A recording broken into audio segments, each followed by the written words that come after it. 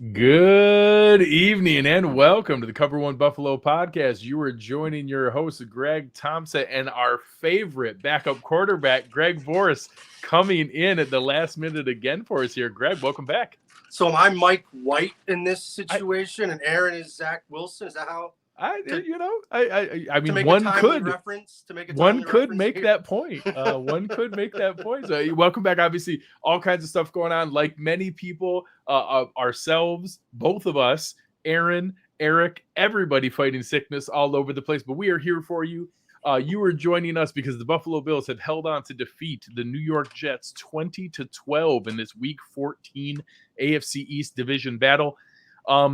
A game that I think we came in, I predicted 23-13. So I predicted kind of a ugly slog of a game. We knew the weather wasn't going to be great.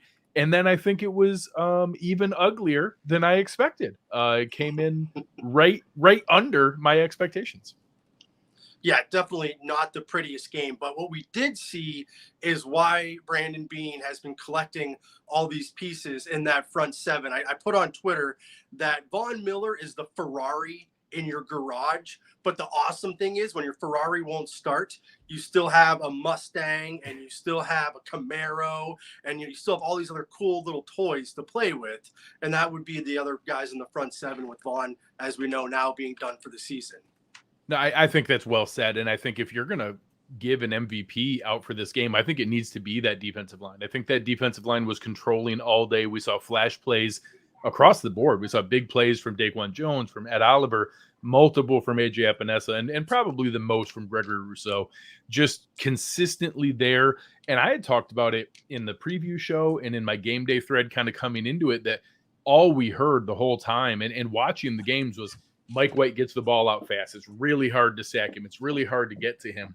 So to end that game with 4 sacks and then not even the sacks, I mean, almost putting him out of the game with 3 different incredibly hard hits. I mean, the one comment I made on the Matt Milano hit, that was maybe the hardest you can hit a quarterback legally in today's NFL. Like that's about as hellacious as you can have a hit where the referees are not going to throw a flag because it was perfectly legal. But good Lord, like I genuinely felt for him that when he got just buckled in half, it was ugly. You can't see it, but I'm getting goose pimples or whatever people call it, like thinking about how bad he's going to feel tomorrow when he wakes up and goes, Cliff's coming whatever here, they were supposed to give Tyrod Taylor and they accidentally punctured his lung. I want 2. Yeah, like, that's how he's going to feel in the morning. And I respect to him for him to come back out there. And you know, I thought Romo and Nance were maybe a little heavy-handed with it a couple times. You could tell how desperately they wanted this to be an exciting, close game, like just outwardly rooting for the Jets to come back at some point just to make it interesting when it kind of got away from them for a stretch. But, you know, as far as that goes, respect to Mike White. He you know, certainly put himself out there in a respectable manner, trying to make a play when he could. And, you know, luckily the Bills defensive line, the back coverage, to only give up the 1 touchdown and only the kind of last minute scoring drive where they were letting them kind of move their way down the field because they were tackling them in front of them, keeping them out there and keeping the clock running, giving up that field goal. That was about as much as could be expected. And, you know, ended up, 44 passing attempts of what they were putting out there. Some of the overall numbers on the Bills side were not very pretty. We had Josh Allen, 16 of 27, 59%, 147 yards, 1 passing touchdown, got sacked 3 times himself, ran the ball for 47 yards on 10 carries. A couple of those, especially the designed ones, weren't, as good as what we've normally see. Some of the scrambles were the good stuff. We saw that great 16-yarder on the 3rd and 15 where he kind of helicoptered and barrel rolled over guys. But oddly, the rest of the run game, we only saw 2 more jet sweeps and 12 more running back runs. So a little bit odd in the game plan, I guess, with the Jets front, that was a little bit tough to see. And then when you have 147 passing yards, you're obviously not going to have huge receiving production. So the overall receiving production, only 5 targets to Stephon Diggs. And, the leading receiver, Dawson Knox, 4 catches, 7 targets, and the leading receiver at 41 yards. That's the low we've seen all season. So kudos to the defense, kudos to the special teams, other than one blocking snafu. But this is maybe the worst offensive performance we've seen all year. This game had a lot of I'm a huge Michigan football fan. Everybody that follows me on Twitter knows that. And it had that like Jim Harbaugh vibes to it of, I know we're better, and if we don't screw up, I know we're going to win. It's not going to be pretty. It's not going to be by 30 points. It's not going to get the AP votes that don't exist in the NFL. But I know if we don't screw up, my 11 Jimmies and Joes are better than your 11 Jimmies and Joes on both sides of the ball. So we're going to win. And was it pretty again? Absolutely not. I have no idea what Ken Dorsey was doing the first 28 minutes and 30 seconds of this game. And I was defending him on Twitter. And I still am not sure what was happening. I believe the line I used was he had less dressing on his offense than my daughter puts on a salad. And so everybody is aware my daughter doesn't put dressing on a salad. She eats it stinking dry. And that's what this Bills offense looked like. It was dry. But again, when it comes down to week 18 and you're going, can we rest guys because we locked up the number 1 seed already? This win is all that matters, is that it was a win. Yeah, W's a W. On the Bills side, it ended up being 2-0 in the turnover differential. The Bills ended up with 2 explosive plays, which is again a season low. That's the fewest we've had. So only 4 on the Bills side. Maybe you could count one of Hines' returns as another explosive to be able to go that direction. But they also limited it on the Jet side. They only had 2, and the Bills had no turnovers. So when you have a 20-12 game, it probably sounds about right that it was a 4-2 toxic differential. There weren't a lot of explosive plays. I don't mind that at the end, we'll talk about it on the final couple drives there. They went for the kill shot on the leak play to Dawson Knox. I actually like the aggression. I love that play call. I'm not going to play the results in that Right. CJ Mosley slapped it away. That was a kill shot that, hey, if you make that catch, game over. That's it. And you trusted Josh Allen to make an amazing rolling out to his left, put the ball on a dime play. Which he did. And the only thing I would say is if he leads him just a touch more. But again, you're asking a guy to make an amazing play from your amazing player, and it was this close to being the game. Like you said, a kill shot. So let's go ahead and we wrap our overall thoughts here. We'll get into some of the stuff here. Some of our play-by-play might go a little faster than normal because we opened up with 10 consecutive punt drives. The Bills got the ball and punted to the Jets, who punted to the Bills, who punted to the Jets, who punted to the Bills, who punted to the Jets, back and forth, 5 possessions each through the entire first quarter. When the first quarter ended, I think the graphic popped up, and I believe there was a total of 56 total yards in the first quarter between the 2 teams. Just an ugly, ugly start to the game. And, again, 2 excellent defenses, bad weather. That's not completely unforeseen. We did, we were predicting the under, we were predicting a bit of a slog, but that was, like I said, even under those lowered expectations. And it wasn't even that it was punts. It was 3 and out or losing yards or penalty. There wasn't even anything. Like we didn't even get to get excited that it might be field goal range and make a tough decision. Yeah. It was 4 of those 10 were 3 and outs, none more. The Bills did have a 9 play at one point that got kind of shuttered by some penalties that knocked them backwards. But those 9 play 28-yard drive was the high water mark in the early going. Yeah, it was 0-0, -10, 0, or that's penalty yards. My bad. 8, 16, 4, 28, 2. So not pretty. We went through the first quarter very, very quickly, and rightfully we will as well. You get into that second quarter again, start with a couple back and forth. You got the Jets had a little bit going here. They did hit the one deeper shot, one of their only explosives where Mike White got his first injury where he was out of the game. That one, you have Joe Flacco come in for a couple. Mike White actually comes right back into the game. So again, his first, kind of rallying piece. And then AJ Epinesa comes up again with the fumble. That one nearly gets recovered there. It actually got kind of knocked out and recovered by CJ Uzoma back there for a huge loss. And then kind of the give up draw and where a pattern we'll see from Robert Saleh later in the game was a little bit odd. And then we finally turn it around. The Bills get the ball. 3 minutes and 4 seconds left. It is a 0-0 game, nothing going on.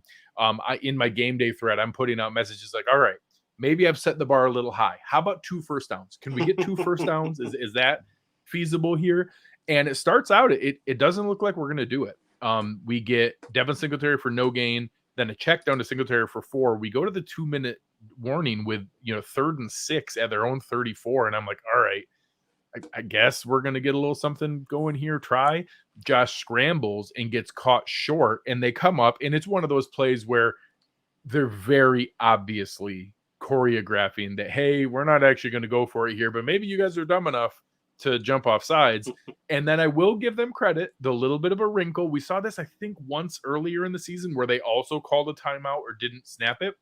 But Dawson Knox comes over, gets under center, and gets CJ Mosley excited. CJ Mosley tries the Troy Polamalu and dives over the center and tackles Dawson Knox without ever taking a snap and converts a 4th and 1 into a first down. An interesting wrinkle that we haven't seen so far. And just so fans know, because I saw some discourse about this, that's allowed to happen because Josh Allen never – we know he's the quarterback, but he never technically declares on that play, I'm the quarterback, by getting under center. So anyone that is allowed to have motion, that's allowed to move, can then come behind center, Mitch Morse, and declare themselves as the center. The other 2 teams that I know I've seen do this, Travis Kelce does it several times. They'll actually bring Gray, their other tight end, behind him and do like the bush push we saw in college. So you end up with like 600 pounds of girth running behind a center, which maybe we'll see that you can put in. Gilliam comes up behind Knox and shoves him or something like that. Josh can shove Knox. Exactly. But just so everyone is aware, that is perfectly legal. You're allowed to do it. He could have taken the snap, which is what forced Mosley to go Polamalu, as you mentioned. Yeah. And it's something that I'm guessing at some point we're going to see him take a snap and actually do it, because they've now shown it twice where the tell is, hey, the Bills aren't going to snap it. They're trying to get you to jump offside. So you're almost getting like that hesitance from the defensive tackles. Once you see that relax, as soon as you get that one little hesitation, that's when you snap it and go. Yeah. So I'm expecting, whether that's later in the season or in the playoffs, we're going to see Dawson Knox take a snap on one of those plays and push forward.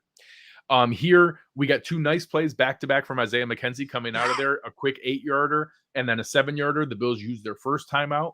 Then we get Josh with a scramble, take their second timeout. We're now sitting at the Jets 29 with 40 seconds left.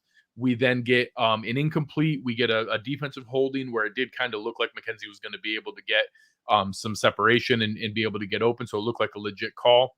And then we see this play where Dawson Knox is going up the right sideline. We get a pass to him. He dives, and I am excited and then horrified and then worried about Dawson Knox and then relieved. And I went back and watched it again. Hey, that's my mom. Hi, Mom. Hi, Grace, Mom. So they're on vacation in Florida watching from a swimming pool. So that's fun. But somehow Dawson Knox does a literal full front flip. His helmet is like that far from the ground, doesn't touch. His hand barely touches. A reminder, a hand is not down by contact. And then he lands in the end zone for a clean touchdown. I kept waiting to be like, did an elbow, did a knee, did a shoulder, did something touch? And he literally did an entire full front flip and landed in the end zone for a touchdown, which ended his first half at 4 catches for 42 yards and a touchdown, his best half of football we've seen this year. And if you watch that play again, as you mentioned you did, but if you guys go home and watch that, or you're at home and you watch it a little slower, it looks like he has the presence of mind to turtle a little bit to make sure he doesn't touch. And if that is what happened and it wasn't just a how did I get myself in this situation moment, these guys are freak athletes that none of us have ever been to that level. But if he was that aware of his spatial recognition, man, that's even more impressive than we are saying it was. Yeah, incredible. So you give him credit for the 4th down conversion coming in there in that moment, then the catch, then the touchdown catch. Great first half, and something that I know many of us were looking for. Sadly, he didn't catch another ball the rest of the game after that point, but we'll get to that. The Bills then kick off. The Jets, try a little quick dump down and then let the clock run out. And at that point, it's one of those times where, okay, we just went into halftime 7-0 in a game that really should have been a 0-0 draw. The defense played well. The defense did not give up anything of real substance. And, we had a couple drops. You saw the John Brown had that deep shot, which I loved, the fact that they took a deep shot on Sauce Gardner. And credit to Sauce Gardner. I'd love to talk trash about that guy and try to tell Jets fans he's not as good as they think they think he is. He is. He's fantastic. He's fantastic. He plays incredibly physical, and he gets some of that, Richard Sherman, Darrelle Revis, if you go back a little further, Rondé Barber, guys that their reputation was they're going to play physical, and then they're able to kind of stretch the envelope a little bit where they can even play more physical because you're expecting it. But he's fantastic and made a play on the ball. His hand got in there maybe a split second early. And then later on, we see another drop from Motor. We see a drop from Singletary or from McKenzie, and head into the second half where we've already got 3 drops. And unfortunately, we see a couple more. Yeah, the McKenzie drops are becoming I want a better word than frustrating, but I'll just stick with frustrating because it seems like for whatever reason, his drops are on those huge 3rd and 4. You need this one to ice the game, or you need this one to get back in the game, or whatever it is. And he's open across the middle, and he looks down, and the ball's on the ground. His Diggs drops are frustrating, but for me personally, it feels like McKenzie's are just always in just such a little bit worse of a moment. Yeah, no, they've been in critical spots, and we'll talk about a couple of them coming up here. Heading into the third quarter, it's actually the most offense that we see in the entire game.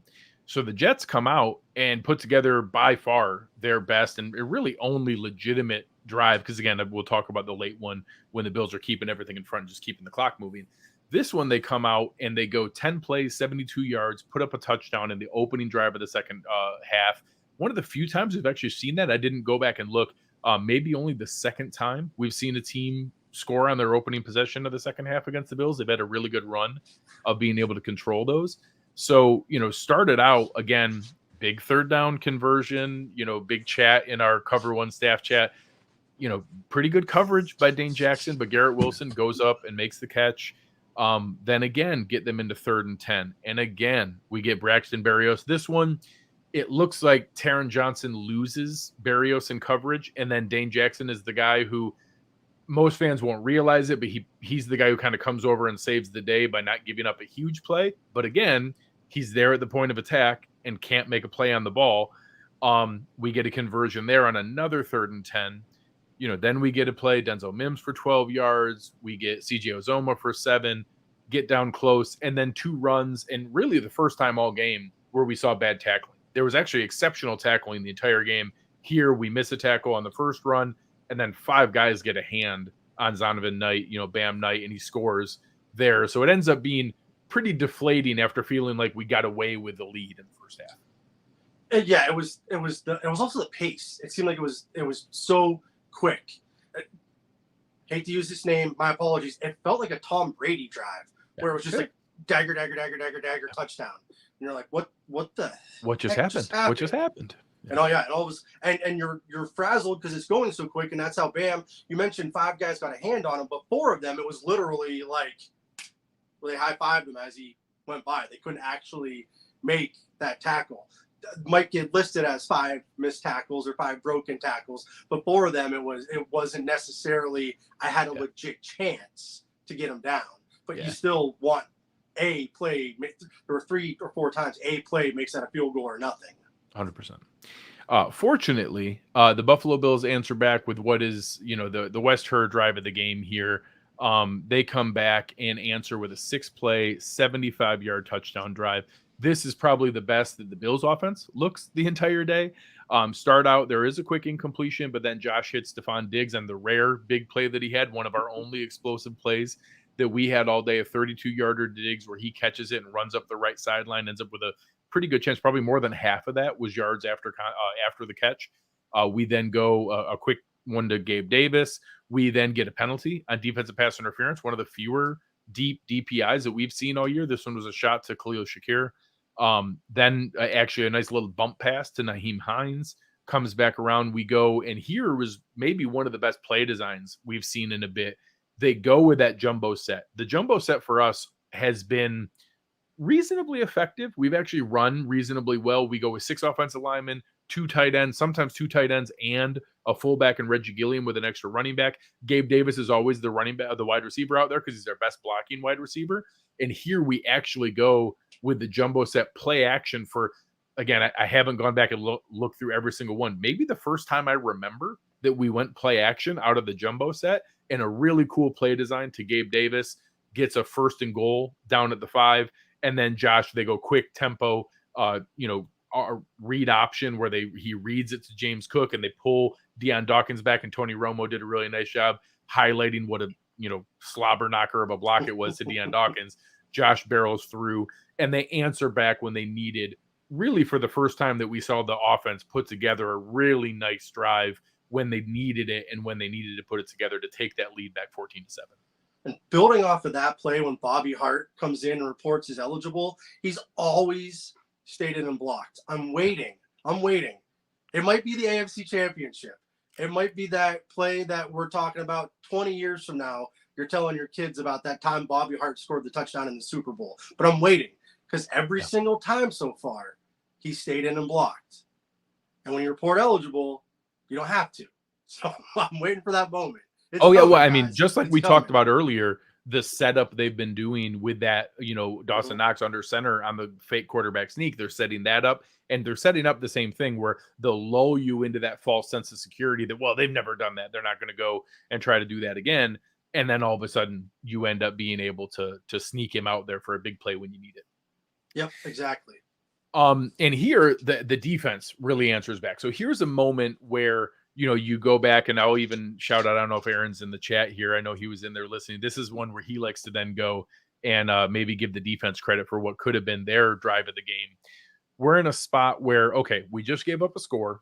The Bills answered. You have to be able to come up with a stop here.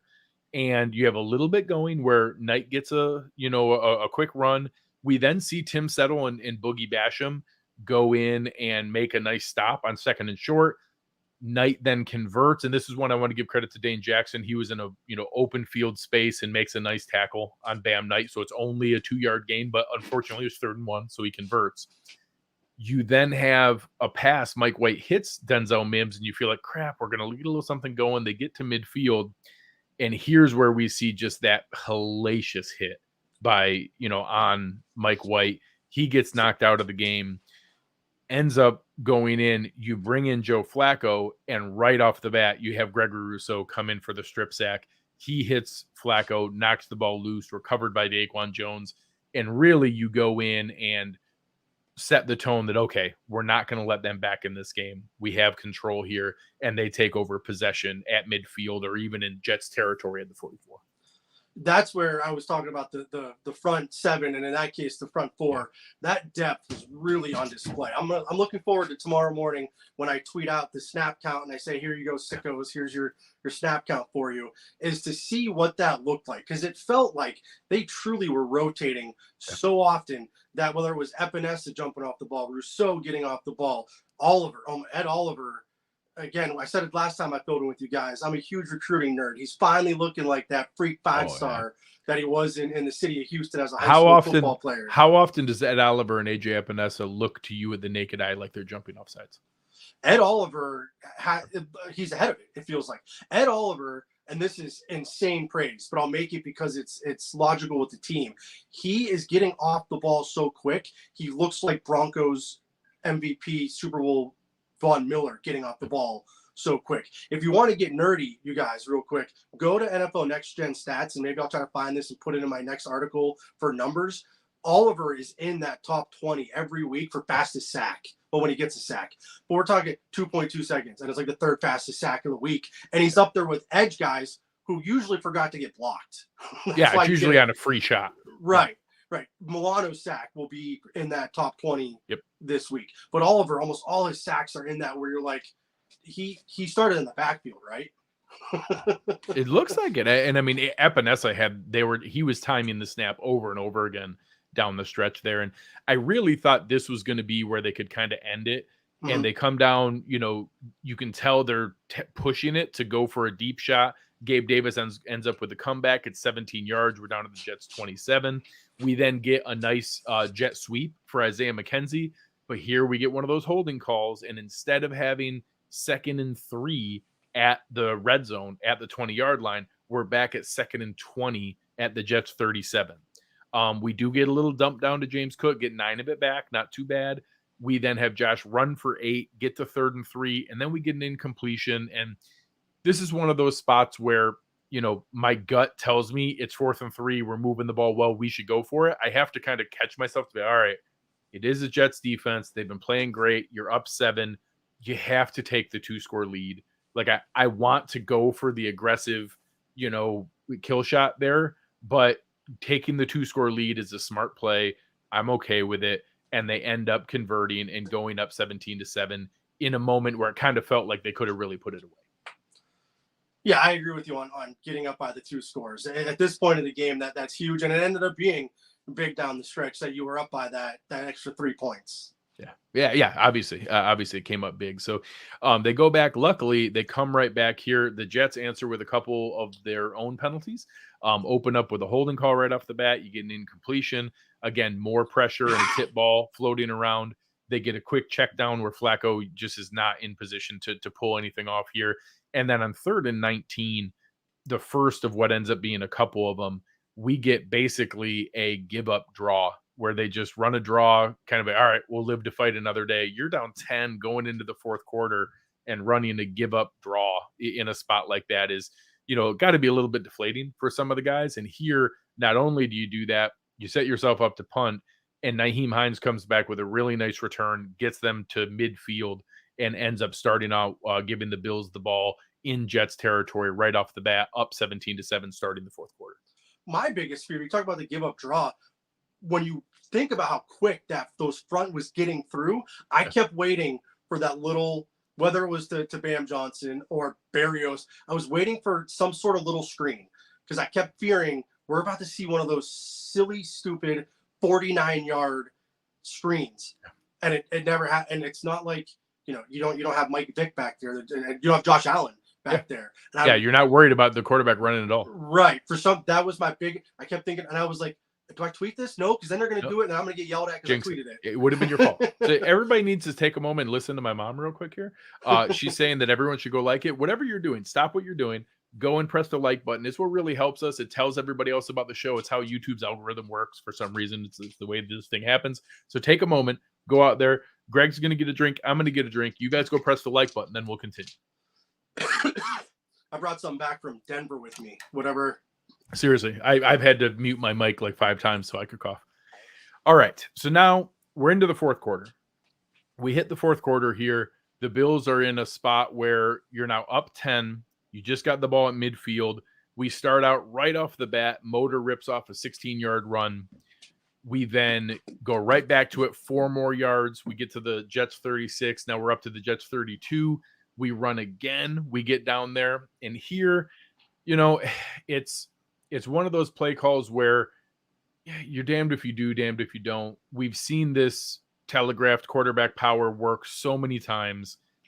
They call it here. The Jets are obviously ready for it. Quan Alexander is out there just sitting there waiting. Jordan Whitehead cleans it up along with him. And you see, Josh loses 2 yards. They're not even in a position to go for it because now you've gone from 3rd and 3 where if he gets maybe 2 yards and now you're at maybe 4th and 1 at the Jets 27, you're at a spot where, hey, going from up 10 to up 13 is kind of a coin flip. That's not a huge advantage from an analytics standpoint. Maybe you go for it. But when you lose 2 yards, now you've taken the decision out of your hands. Now 4th and 5, that's a low probability conversion. You have to go for it. And kudos to Tyler Bass hitting and striping a 49-yard field goal, right up there in the weather. It looked pretty nasty at that point. So credit to him for making a really nice kick 2 plays in a row here. The Bills take the 20-7 lead, 12 minutes left. But again, back-to-back times where you kind of felt like, hey, we had a touchdown and a fumble. We could put this away. We get a field goal. We get a 3 and out. We could put this away, and we get a field goal. 2 different times where I'm trying to keep perspective that it's nasty weather and a great defense, but the Bills need to get 7 instead of 3 in those spots through the rest of the year. You laid it out perfectly, and I 50.1% agree that you have to kick that field goal. I wouldn't have hated going, Josh, I know it's 4th and 5. We're at the 31. If the weather's nasty, go be Josh Allen. I wouldn't in that situation, because it's something that I think you and I have pushed for years, but a lot of other people are saying it. Going from up 2 scores, that just go win. Yeah, going up 10 versus 13, yeah, the advantage you get versus the risk of turning it over when you're still up 10 and still up 2 scores. Right. But if you convert and go up 17 and you go up 3 scores, the game is over. Right. Like, there is such a reward in exchange for that risk. So the one thing in hindsight here that I'm good on the decision. Once you get to 4th and 5, I'm good. The one that I take back is I'd love to give Josh a little more optionality on that 3rd and 3. On that 3rd and 3, give me a rollout pass play where he can throw the ball if someone's open and Josh scrambles. The design runs, don't get me wrong, I just gave credit for the read option that we scored the touchdown on the previous drive because they were going with tempo and they had him off balance. But give Josh some options. So again, I think that this actually would have been a great play to go back to that heavy set with the play action there. Give me a bootleg off of there with leak from Dawson Knox, and that way Josh can either dump it to Knox or try to roll out and run. But give me something where he has some alternative. When he got out there, you could tell the Jets were on it, and he kind of pulled up for a second and just had no options. Plus, the linemen are blocking downfield and are going to be illegal downfield if he tries to throw it. So that's where, if I go back, I would have liked a little more optionality for Josh in that moment, even if I want the ball in Josh's hands and I probably want 80% of the time for him to run it anyways. Give him something where the defense has to worry about it. Right, and that was exactly where I was going to build on. It's not just having arguably the best player on the planet, and it's also that stress that you're putting on the defense. You're making, whether it's a linebacker, a safety, of course, somebody has to make that ultimate decision, and I trust Josh to do the right thing and beat that guy that has to make that decision to either come up or stick with Knox. That's just where I would like to just let. I know a lot of people got scared that the pendulum was swinging back to hero Josh coming out of the bye, but now that pendulum is back to where it's 2017 and it's castrated Josh. I still want hero Josh, but a little bit over here. Yeah. And again, I want to give credit. He not only had no turnovers today, I don't know that he really put the ball in harm's way at any terrible point. Like, I think it was, like you said, we'll call it a Harbaugh game where they knew they were the better team. They knew if they didn't mess up that they were going to be good enough to win. And Josh was part of that discussion and knew that. And he also wasn't putting the ball in harm's way. So, and to his credit, a handful of those drops, 5 drops in my mind, not counting some of the nice defensive plays that got knocked away. I'm not counting John Brown as a drop. I'm not counting the late seat, the Dawson Knox one we'll talk about here in a moment. That's not a drop. But there were 5 other drops where 3 of them on 3rd down conversions that we could have been able to keep drives alive. And then a pretty poor game from Deion Dawkins, 3 holding calls. You don't see that from him very often. So plenty of things outside of Josh that were not in that spot. So, here we're early in the 4th quarter. The Jets are now at a spot where, hey, down 20-7, you don't have a ton going here, but this is pretty much do or die time. You get, a quick pass. Again, Garrett Wilson. God, that guy's going to be a pain in our life for a decade. I know it. We're going to be, ruining the day that they drafted him. He's going to be a pain for us for a long time. Gets going. They hit Denzel Mims for another pass. They hit Elijah Moore for another pass. Then Shaq Lawson gets home with a sack on one where Mike White really should have thrown the ball away. Like, you could see him pat it and then second guess himself and then end up getting sacked. So you get back to 2nd and 21. They get a chunk of it back for Michael Carter. You then get an incompletion, and they don't really have a choice. And it's in a spot where, again, I criticized Robert Saleh in the moment, and I even questioned myself a little bit. It's 4th and 14. That's a horrible spot. But you're down 2 scores, 13 points, and you're at midfield. I think you have to take a shot. Like, again, the results are going to reward him here for what I'm about to say happens afterwards. But even in that spot, it's just, I'd be mad if McDermott made this play and punted there. So some of those times, like I actually get mad when the Bills gain yards on 2nd and 10 runs, because all it's going to do is encourage them to run the ball more on 2nd and long. And I'm like, no, I don't want you to gain 11, because now you're going to think it's a good idea. I'd rather it go for no gain and make you mad and stop doing it. So the Jets punt, they give the ball there. The Bills are now, it's 8 minutes left. So they're now basically playing the clock as much as they're playing the Jets. They hand it off to Singletary. They, get an incomplete pass where Motor drops it, where I was more mad about the drop stopping the clock than the yards. It would have been like a 3 or 4 yard gain, but it could have kept the clock going.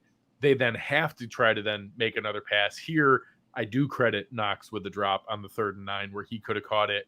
Again, not a perfect pass, but was in a spot there. And then I don't know what happened. We've had pretty clean special teams all season. Somehow Jermaine Johnson goes unblocked straight up the middle and blocks Sam Martin's punt. And thank God it bounced out of the back of the end zone and ends up being a 2-point play and not a 7-point play. Yeah, that whole series was odd. You mentioned the drop, which happens, but the whole confluence of plays just didn't make sense. And then you mentioned the Jets going back to not going forward in midfield. Salah gets rewarded with those 2 points, and the 2 points made it to where you're now back within a touchdown, and it was such a weird energy going on at that point where you start doing the math and you're like, well, son of a gun, these bastards have a chance. Yeah, it's 11 points. You now only took 56 seconds off the clock. Even if you just do 3 jumbo set handoffs, you at least can take the minute 45, 2 minutes off the clock, make them actually use some timeouts, or make them choose to let the full 40 seconds come off. So 2 passes end up stopping the clock for them. And then again, the 2 points, it is what it is. We are going to be giving the ball back to them, but you put the game at risk where now all of a sudden you go, and again, 13-point to 11-point lead isn't the end of the world, but you do now bring into play a field goal with a touchdown and 2-point conversion. So 11 points is still a trigger point in the analysis of the decision making for the Jets, which again we'll see coming up here. Then the Jets put together what in my mind probably seems to be their best drive since the opener for the second half. We get an initial throwaway, but then Garrett Wilson again gets loose. We then see Zonovan and Knight bust one off for 13 yards, then right back on a dump off to Knight for 8 yards. He's a little bit tired, comes out of the game. Michael Carter is about to make about a 6 or 7 yard gain, and Damar Hamlin comes in with the peanut punch, knocks it out just before his knee touches the ground. And then thankfully Milano falls right on it because he has a magnet inside him for the ball, and he's always around the ball. And the Bills end up stopping, here the Jets are at the Bills 28 at that point, coming back because you get a nice return from the safety punt, the free kick. So it's already not in a great spot. They're starting at the 37. They put together a couple nice plays. They look like they were about to take some momentum back in this game. And again, the defense steps up in a moment where they needed it, made a big play. Damar Hamlin knocks it out. Milano with the recovery. The Bills take the ball back with 5:34. That is when, and I talked about not jinxing it and jumping again. That's when I did the Dave Chappelle blouses dunking the basketball gif. I really thought the game was over there, because I then expected, we just mentioned salting the clock away in the last drive.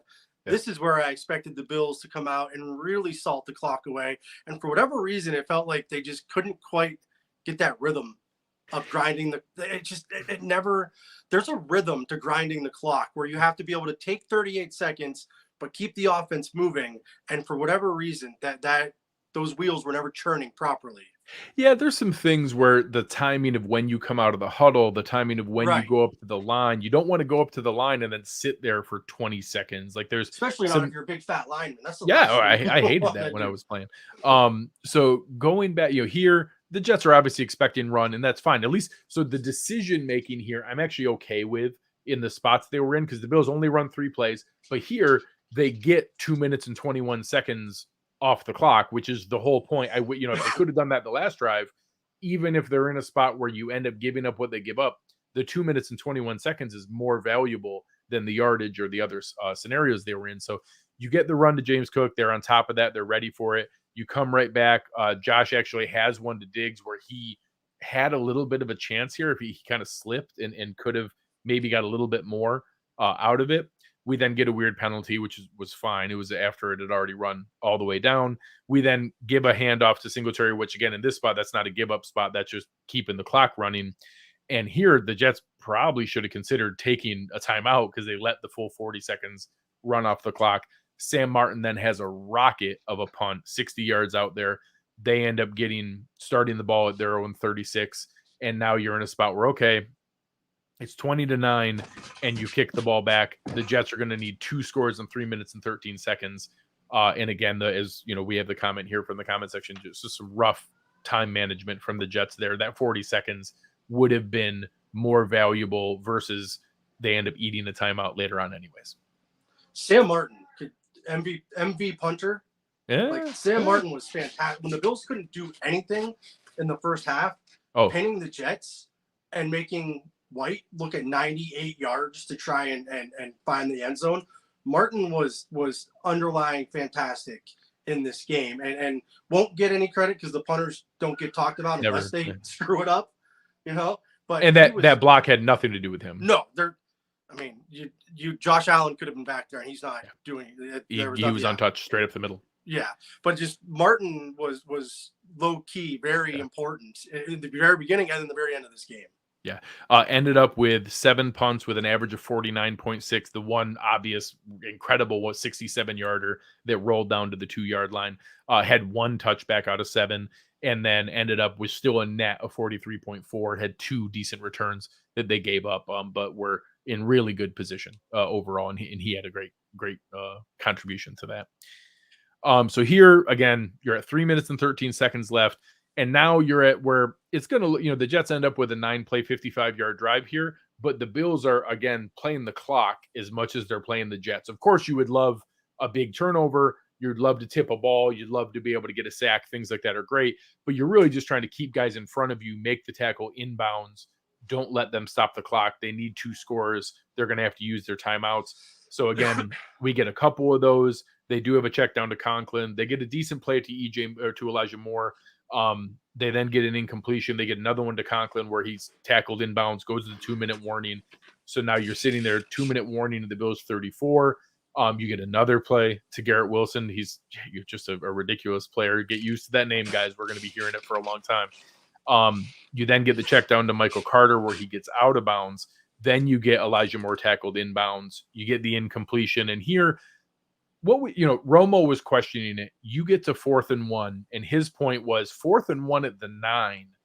The Bills defense is going to be worried about the goal line, and he thought it would have been a easier than normal 4th and 1 conversion because of their concern about the goal line. And you're so close there that it's really hard to come back, and obviously we'll see what happens afterwards here.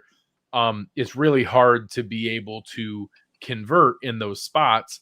Would you, if the Bills are in the other spot, would you have them want to go for that and go for the touchdown when they're that close, or go for the conversion to still try for the touchdown? Or did you understand the math of, hey, you're down 11, you need 2 scores, one of them's got to be a field goal anyways, you don't want to give up any of the potential and excitement and momentum here, just take the points and then try to get it back? I've never hidden this, even though I'm wearing a Josh Allen hoodie. I'm a Raiders fan. If the Raiders are in that spot, I want Daniel Carlson kicking that field goal because I don't trust that they're going to get back down there. I need that touchdown, maybe an explosive play. So if I'm the Jets fan, I understand the field goal. You get that, and then we know whatever we got to do, we know we got to get to that painted part of the field. If I'm part of Bills Mafia and I have Joshua Patrick Allen and I need 1 yard, I want it the other way around. Yep. I want to get that 1 yard. I want to get that touchdown. And then I know I only need to get to the 35, 40, and Bass has a chance to be, cash money and tie this game up. So I think it comes down to which side of the spectrum you're looking through. And I have no problem with the Jets being like, all right, we have our quarterback who's been severed in half 3 times. Let's get these points and see what we can do. Yeah. And I think you're spot on in that, one, like you said, Mike White literally trying to get severed in half. And even when he's healthy and not trying to play through, busted up ribs, he's not an athletic guy that's going to be a threat with his feet anyways. Right. I do think that's a big differentiator if you have that double threat, or even like a Patrick Mahomes, where Mahomes isn't like a big time athlete, but he still picked up plenty of plays with his legs, and you have that optionality in that spot of like, hey, you don't know what's going to happen Right. or what they're going to do. If they go, it's most likely Ken Knight put his head down and slam forward for 4 feet. Or complete faith in, hey, it's going to Wilson, whether he's open or not. I'm just throwing him the ball, and we got to hope he makes a play, which might work. So here they score. Now again, the Bills are in a spot where, like the last play, 3 telegraphed easy run plays, just run the clock, make them take timeouts, except the Bills come out, and on the first play, jumbo set, Bobby Hart comes in, reports as eligible.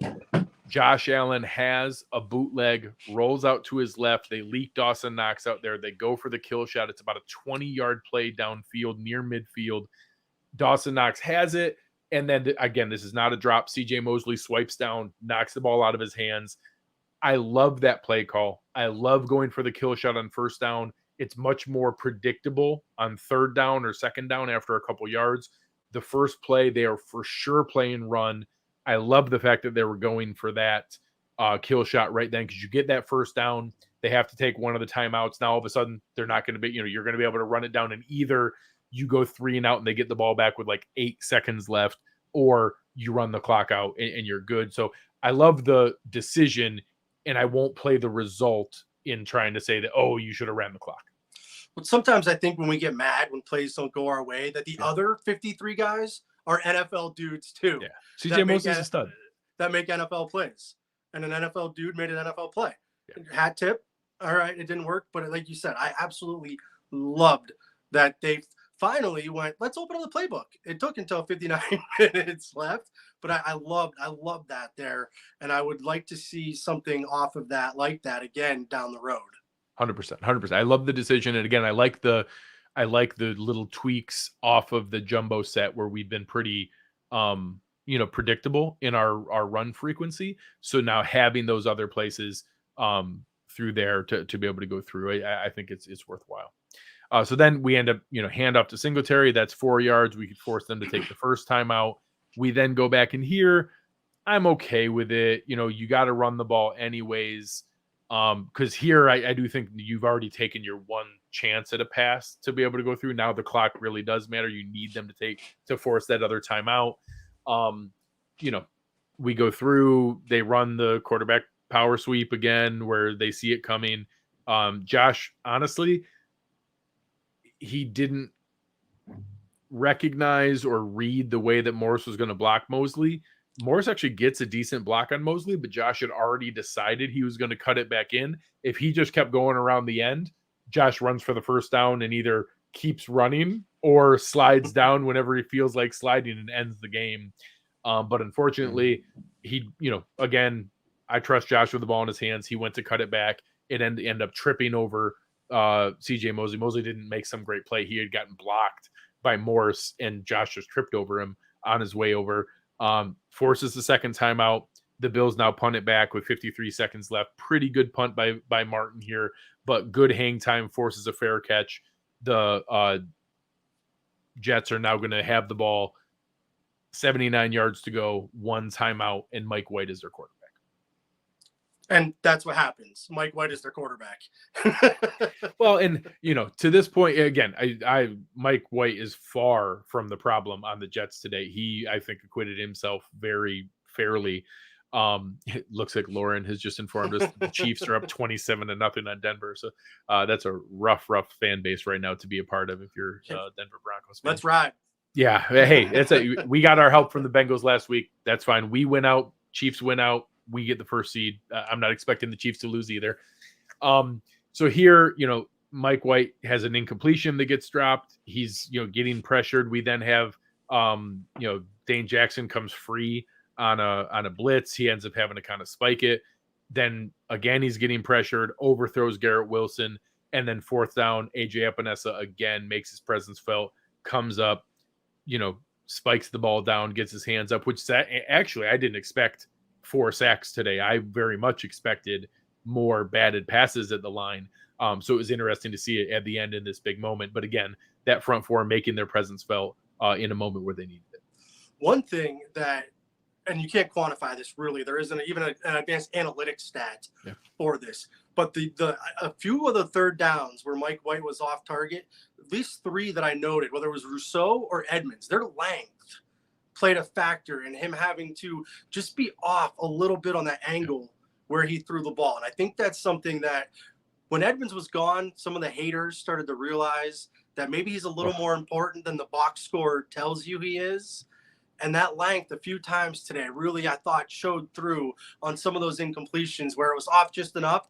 Then you watch and you're like, oh, that was off because that line of sight was skewed because a freaking pterodactyl was coming through with his wings up. A Goliath bird-eating spider was out there with 8 arms, not letting you see where you were going with the ball.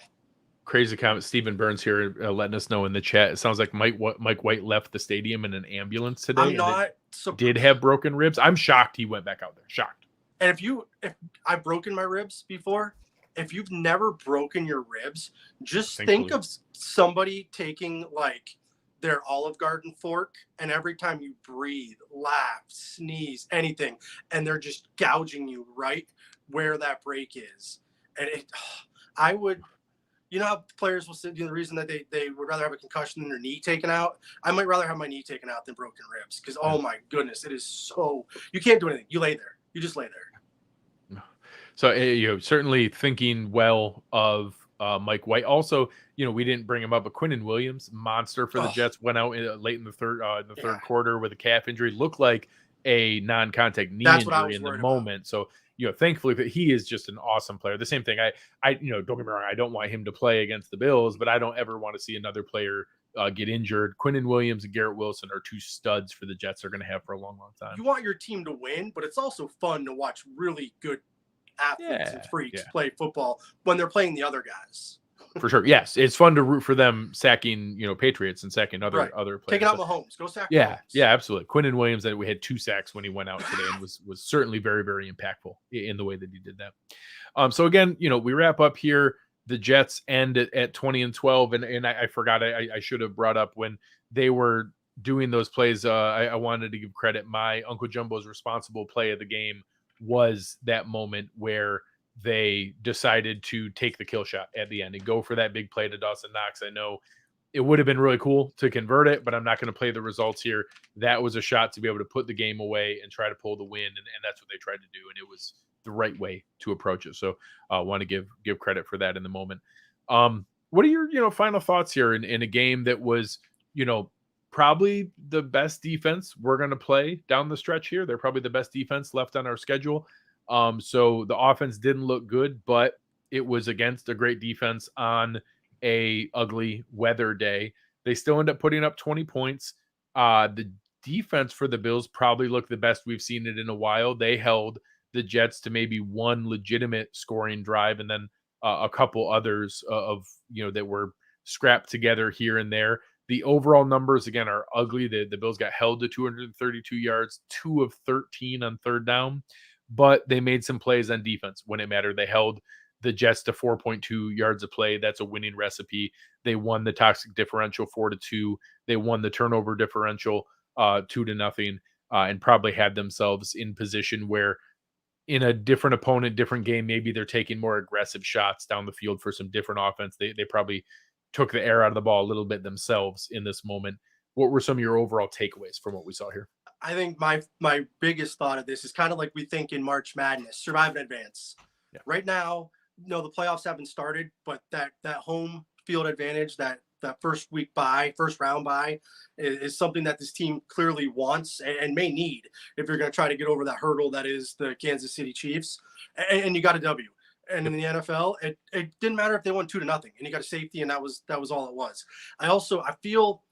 I know there's a lot of discontent for Dorsey and that, but I'm ready. I feel like there's a page that can still be flipped, and he'll open these things up, and he's starting to see it. I feel like he's keeping some things close to the vest and keeping some things back that he's not calling in some of these games. We saw it. He called things in the Chiefs game we have not seen in other games. I wait for next week against the Dolphins and against the Bengals.